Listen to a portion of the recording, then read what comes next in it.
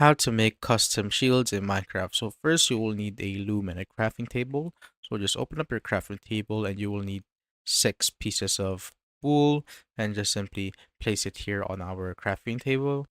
So get your wool and put it just like so, and get your stick and put it here on the bottom, and you will be given a banner. Once that's done, just go to your loom and put the white banner right there and any type of color of dye that you want. So let's say I want some lime dye right here. So just simply put it right there. And as you can see, there are tons of customizations you could pick from. So let's say I want this one and it should be looking like that. And once it's done and you've liked it, just simply click on it and put it here on your inventory. Then once it's done, open up your crafting table again and get your shield and get the banner that you've created.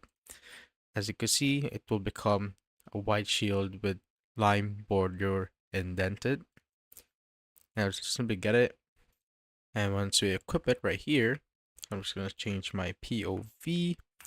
As you can see, I now have the shield just like so. When I use it right here, as you can see, the custom paint is just like popping up right there.